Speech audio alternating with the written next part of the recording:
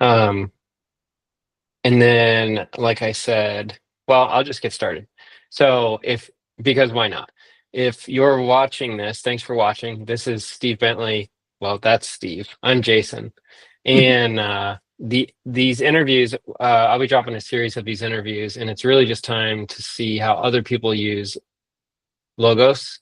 My first question with Steve is going to be, is it Logos or Logos? Because we were just talking beforehand, and he said Logos, and I say Logos, I think. So my first question is going to be why that's the case. But the interviews are going to just be time for us to explore the platform and see how Steve uses it in this case. So I'll be giving the screen over to him in a little bit. But Steve, where are you joining us from? And what's your context with using Logos versus Logos? What's your context with using the platform before we get rolling and dive into the platform? Well, I'm coming from Boulder, Colorado. So I'm right smack dab in the middle of the country. It's a beautiful little mountain town in the middle of Colorado. We've been having a great snowstorm, so there's lots of snow outside. Snowing already. It's the start of November, I guess. I'm in South Carolina, so we don't have the snow I was gonna say just yet, but we don't really get snow at all. We get about an inch of snow a year, I think it is.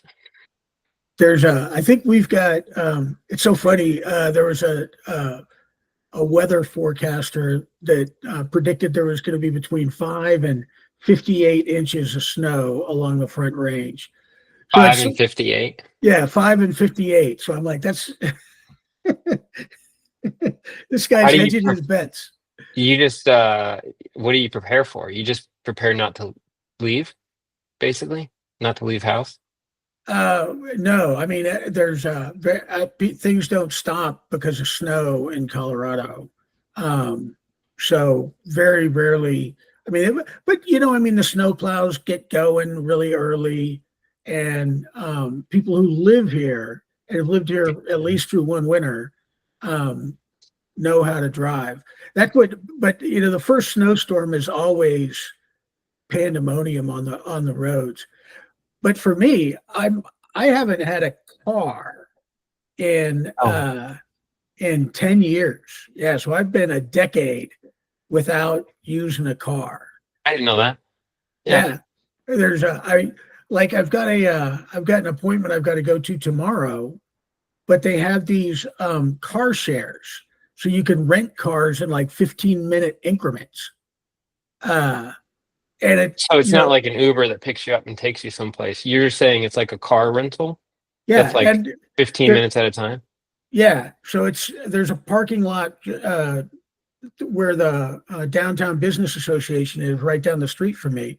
So I just walk to where the car is. I didn't know that. And then I have to put it back in that same spot. So it's like a 4-block walk, and then I get in the car, I drop it off, and it's a 4-block walk home. That's pretty awesome. So is it okay? Well, no. First thing, you're going to school. What's your context a little bit more? So you're going to school, or how do you use Logos usually? I have two contexts. One, I use Logos for my Logos. I should probably call it Logos. That way I could. That's the only wrong way to say it. But so I use it mostly as a student. I'm an MDiv student, and all my classes are online. So and I'm really fortunate that my university uses Logos for all my books. Mm-hmm. So when I was an undergrad, only the divinity classes used Logos, and everything else used just like I would get ebooks and all these weird formats, mm-hmm. and it was just really, really difficult to try and figure out how to use every different e-reader program that you get a book in. But now everything comes in Logos, and that was one of the things that I put in my review from my last class. I had a research class last term, And I was like, they really need um, to like have a class in Logos as part of the program. You mean So like that an actual course yeah, where you're that's what? Yeah. yeah, so that because I mean everybody's getting the books there, but uh, but how well they're able to use the program, whether or not they're able to use AI is a really interesting Mhm. question. Um, there's because I mean again, as using it as a student, um, the whole ethics question regarding AI Mhm. uh, comes into play, and it's part of the student code of conduct at my university. It's specifically mentioned in there, but it's one of those things where like uh, Grammarly will you'll run afoul of the AI program if you use Grammarly to touch up your English. If you use it to Yeah. and then it'll flag as, hey, you used AI to write this. And and Logos works perfect for me because uh, I'm not asking for help writing. I'll Yeah. write my own stuff, but Hmm. it's really helpful in research. Right. Um, Yeah. and then the other is I'm like, most people I do my daily devotions in Logos. Um, the only thing that's different, I guess, this is, I always talk, I don't like Logos notes. I just don't think it's a very robust note taking Yeah. app there. So I use a different note taking app, and mostly because I like to handwrite my notes. So I journal I have a discipline of journaling as I read through the Bible, and I do that in my iPad. Um, so that's I guess that's a little bit of a difference as I'm doing my devotional reading, my personal devotional reading in Logos, but I'm doing uh, my devotional journaling in Note Shelf 3, just another Okay. app. I was wondering what app that was. And what school are you at? Liberty University, Jerry Falwell's uh, uh, dream. And it's really interesting because I first started going to Liberty in 1991, and So you're doing the long, slow track I for am. I'm your doing a degree. long. There's and back then they would email or they wouldn't email. They would mail me VHS videotapes that had lectures, and I had my books and the lectures, the video lectures, and then my pastor was my proctor, so they would mail the tests to him, and I Yeah. go over to my pastor's house, and that's where I took all my tests. Was this like in Hawaii or where were you Uh, then? I was in the mountains of North Georgia, a little town called Oh, Dahlonega. okay. All right. I was a mountaineering instructor in the Army's Ranger School, and Yeah. that's where I became a Christian as well. Is in that tiny little mountain town. That's probably not far from me. I have to double check where that's at again. Um, do you want to share your screen and see Sure, if let we can me get into? I know there's two things you wanted to walk through as far as your use case. window. Hang on. Oh, I might need to. You can do whatever you need to do. If you have to restart Chrome, it's no big deal. Yeah, I'm gonna have to restart it because for I'll some be here. reason.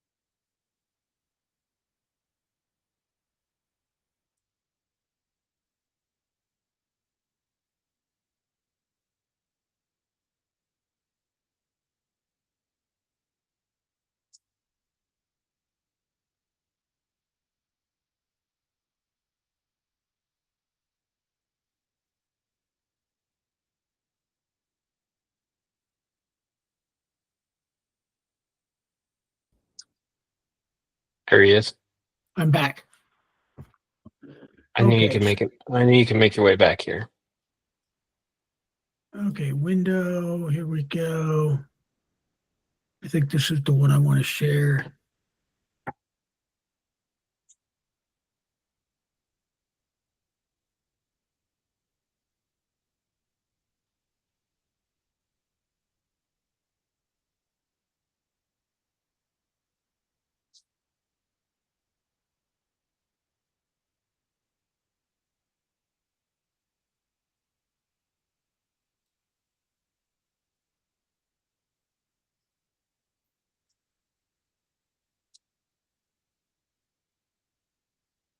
Hmm.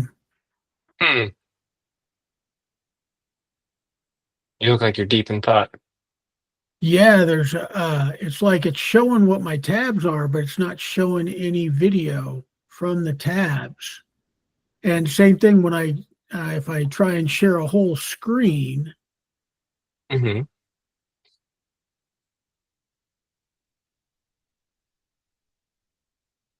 it's I don't know, I don't understand what the deal is. I know I just gave it permission. Mm-hmm.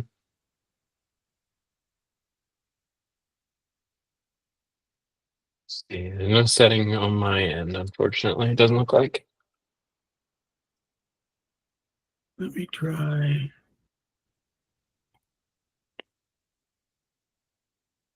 pulling this down. Oh, here we go. Here we go. This is what I want.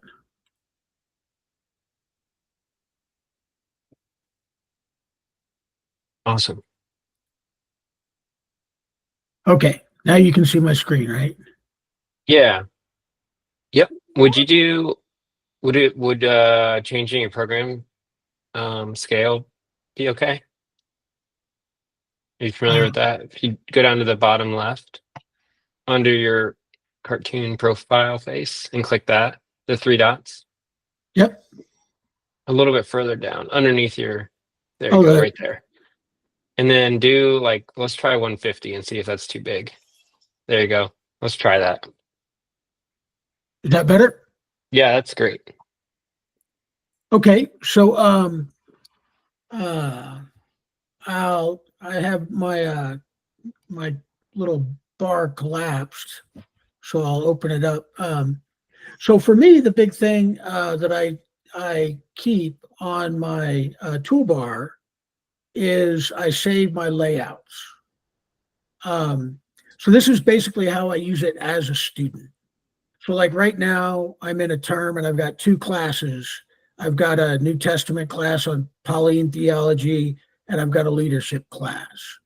And so if you ever walked into my office at work, I used a pile file system. So the top of my desk is always just got like a ton of things on it. Um, folders, things that I need to read. If there's a new, procedure that we're writing up, all this stuff would be all over my desk. So that's basically the same thing I do with my desktop is I have like a pile file system for everything that I'm working on. And then I just keep it organized by having these layouts. So uh, I'll open up this one for my New Testament class. And then I'm going to close this again. And I always keep I've got three computer screens. I use one for logos. I use one for reference material, mostly browsers or like a PDF. And then I used the center one for writing. So I've got my whatever document I'm writing. I've got in the middle on my right hand side. I've got reference material that's not in logos, and then on the left hand side, I've got the screen that you see, which is my logos. And I keep everything pretty much organized the same way. In that on the left hand side is all my Bible stuff, searches, um, that that kind of stuff. So that way I can be reading a book, and if I want to see how that, where in the Bible, there's information about the same thing, I can go back and forth between those two things. I should have opened the other one, so I'm going, because on it, hang on, the scale has gotten me a little verklempt. Yeah, here we go. So that's just, super simple. I keep my Bible and my Bible text comparison tool and a passage guide all under one link set. So no matter where I am in the Bible, I can always go to my passage guide and open a commentary based upon that Bible verse. Sometimes I want to, like I'll be like here, I'm in First Corinthians. I might want to keep this open, but I want to go someplace else without messing up my passage guide. And all I do is I just right click and duplicate the tab. And then I've got another tab that's not in that link set, and I can go on what I consider like a little tangent in this tab without messing this one up. I do the same thing if there's like searches and all that stuff. I just open those tabs up, and it makes my layout a little bit messy. But if I close this layout, then and I'll just do that. I'll close all my layouts, and then I'll come to this same layout again. And now you see that second Bible tab isn't there, because everything that I opened goes away when I shut my layout down, unless I press this little blue triangle here, that it's just a shortcut for update the active layout. So basically, if you had to drag and set that into your folder there, right? Yeah, that's how. Yeah, I have that one stored up on my application as well. So, I mean, that's like a quick tip. There's a few things that you've ran over real quick that if someone's watching, they would say, "What in the world? How did you do that?" So that was one of them. And then you were linking your passage guide to your Bible. And then if you wanted to open another Bible up, then you would do the right click and duplicate real quick. And so there's a few little things that I think users would sometimes be a little bit like they wouldn't think about. So those are all really helpful tips. And even the close all button, which is often overlooked. Like there were a few things that you did that was real intuitive and helpful. So yeah, that's the and I basically organized my toolbar by the way that I work. So, if I'm going to close my desktop, I want to close everything. So that's why I've got this command here. I've got this command here, which is the layouts, because I use layouts all the time. So, I mean, Logos gives you certain layouts that you can go to, but I've got everything I've ever studied. I've got a desktop layout for it. And I remember we talked before, don't you do a different layout for every class, right? Yep, for every class, or all these are just things that I was researching for whatever reason I was doing it. But yeah, so this is a religion research class I took, and if I click on this, yeah, it moves to a completely different different screen that's from that class. So I'm going to go back to my leadership one. And again, on the link sets, this kind of moved. There's now the information tab is here. You used to go to this, I guess they call it a lollipop, or the three dot menu. Hmm. And in here, it would say information. But now they've got this handy dandy uh, dynamic toolbar, and that information is now one of the things on the toolbar. So I go here, and this is where I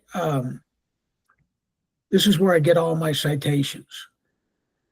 You can copy text from logos and put it directly into your document, but one of the challenges that I've found with that is it messes up my formatting in the document that I'm working on.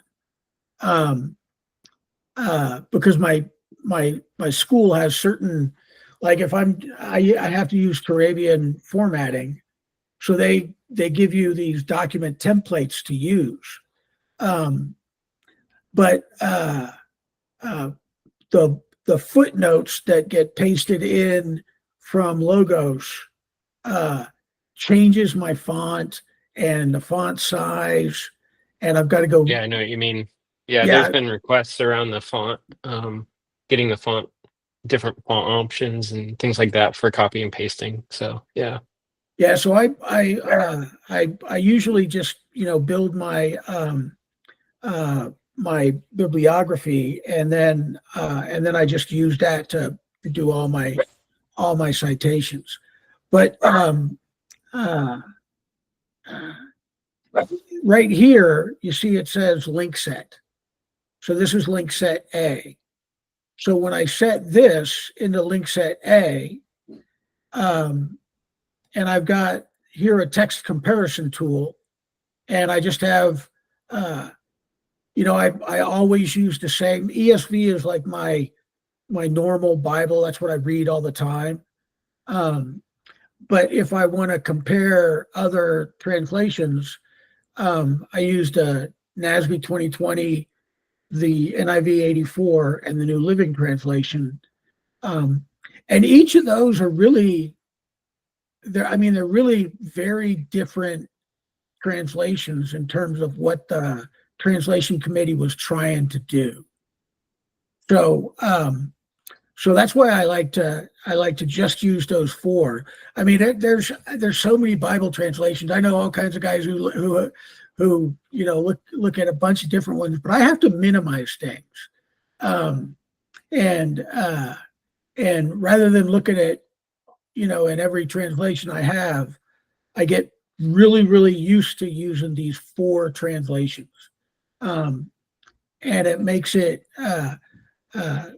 And normally, like if I want to, emphasize a particular uh, point in a citation that I'm using, a biblical reference, between these four translations, I can get what I want to use in my paper, without like opening up every Bible translation that I've got. And Right.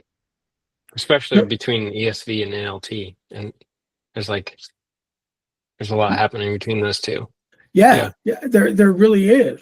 But the NLT is a really beautiful translation, and it's very much thought for thought.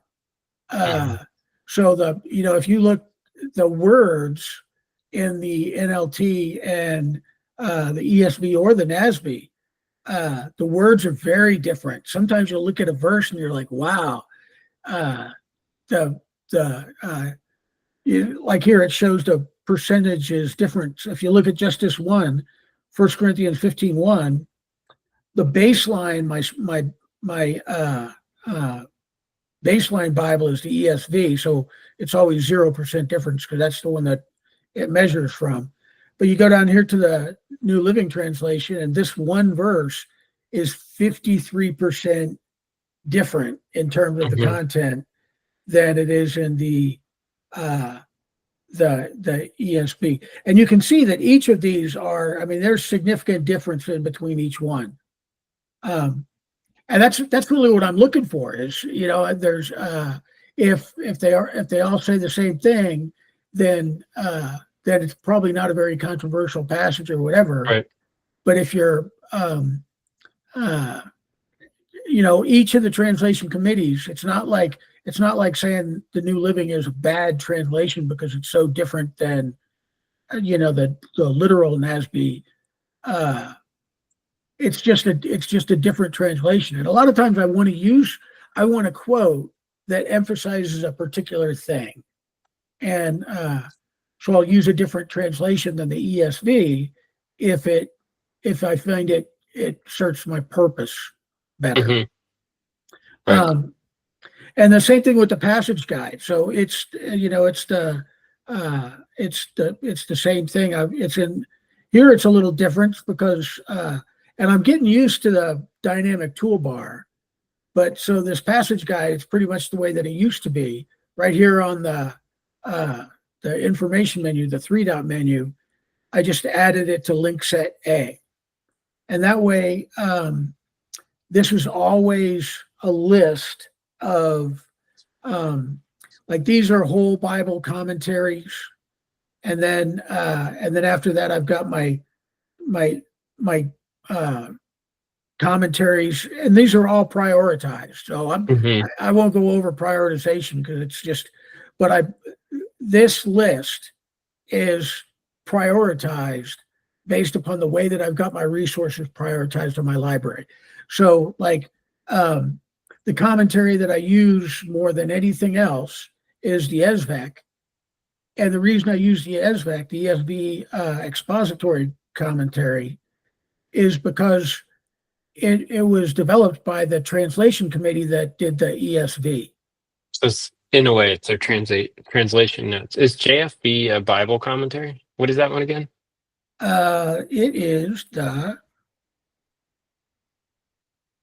It should be a whole Bible commentary. Oops. Yeah. Yeah, commentary, critical, and explanatory of the whole Bible. Okay. So this is the whole. I think this is a Holman. I think it is what it is. Up the dynamic toolbar. Yeah, the Holman Concise Bible Commentary. So at the very top, these are whole Bible commentaries, and I used this Holman one first because it's got a lot of links to other Logos resources. And like here, I used this is the Lexham Research Commentary, and I like the Lexham Research Commentary because it's done by the same people who do Logos. Yeah. So does it have a lot of links? I would think to other resources as well. Yeah, all kinds of links inside. The only thing that I don't like about it is it makes it difficult for my citations because there's no print version of it. There's no page numbers. Yeah, there's no. Yeah. So it's not that I can't reference it because I can reference it, but I don't remember how to do it as easily as I remember. You'd have to look at the style guide for that. That's every single time, right. Pretty much. Yeah, it's really frustrating for me. I think you mentioned you wanted to hit on collections too. Is that right? Yeah, so here's the nice thing about collections as a student, or any kind of a researcher really, is so I'm going to open up a search panel, and this is this is a search panel through books, and it's a smart search instead of a precise search, and the smart search just uses the AI engine.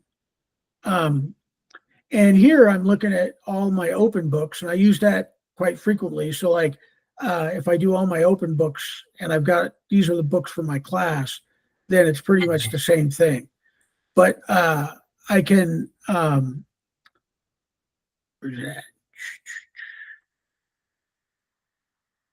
Where is it?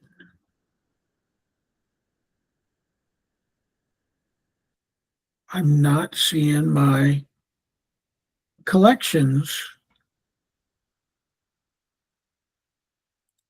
We go to all, no, books, cloud. Normally, oh, here we go. Ooh, man, I don't know. It was like right there and I wasn't seeing it. But here, like I can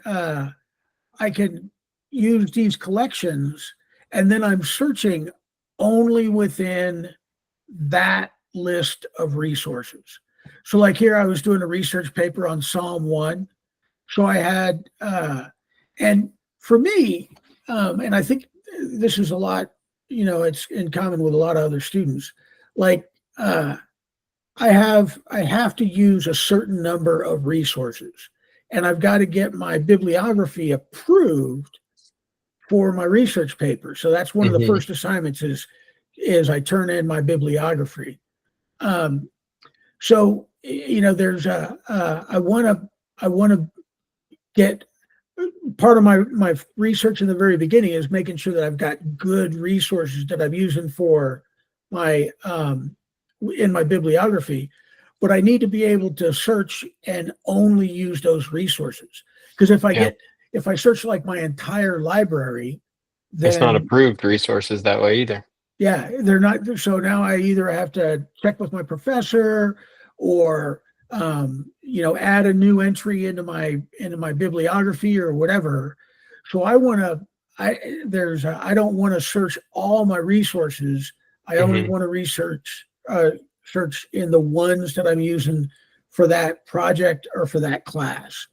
And I do that with a collection like this. This is one for this class, and these are all the books that are in this. And like here, I can go to my three dot menu and save it as a bibliography, and I'll get a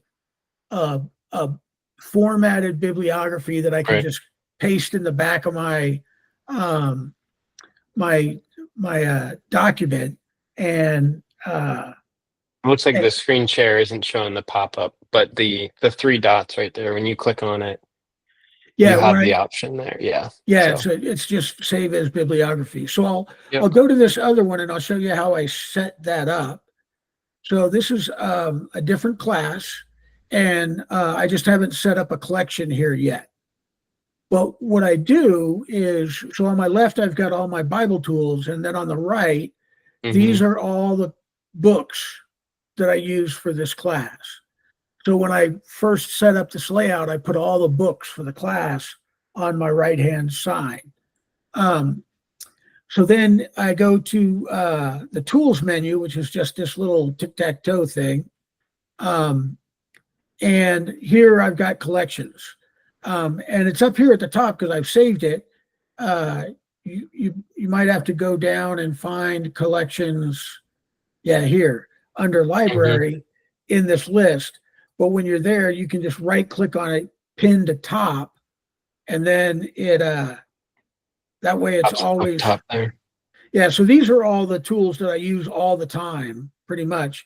And you can organize them by dragging them around so that like my collections is right here. But I open up a new collections, and this one's unnamed, so I'll just name it uh, NBST 520. So now I've got a new collection, and all I have to do to get the books that are on the right into it is I just go to the info, um, and Straightforward. yeah Yeah. I copy it and I paste it into the start with books, and now this is in here. And so like here, this is just I just happen to know it. This is I've got this book twice. This is the third edition and this is the fourth Hmm. edition, but it's the fourth edition that I want. So I just drag it right here, and now I've got one book in this collection. Hmm. Um, and then it's just a matter of going to the next book, same Will thing. the, I'm just curious, will typing in the abbreviation work on the start with books matching FVAP? Uh, let's see. I'm pretty I'm sure just it curious. does. Slide through the, It doesn't doesn't look look like like it it. is. That's There's okay. I was just curious. but for me, if I just click on the title, see how it Hmm. selects the whole thing? Oh yeah. So all I got to do is click on it, right click, copy, and then I paste it into here. And then Four Views on the Apostle Paul shows up. I drag it in here. and now I've got two books in this collection. And And for that, anyone that's like watching the replay, it just saves. The collection is just saved, just like that. So yeah, and yeah, so I just go through and I do that for each of the books, that's and cool. then I can again I can close these out. I can move things around, but I always have that collection, because sometimes like I'll be open up a bunch of commentaries from my passage guide, and if I search for open books, then it's going to include everything that I've got Hmm. on my that I've got open that I might be using.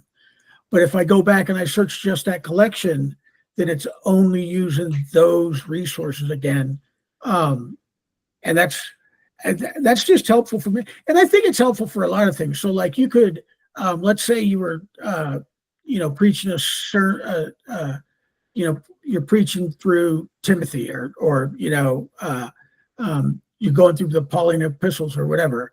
You can go to your passage guide, find out which commentaries you want, and you could just put all of your commentaries for Titus in a Hmm. collection, and Yeah.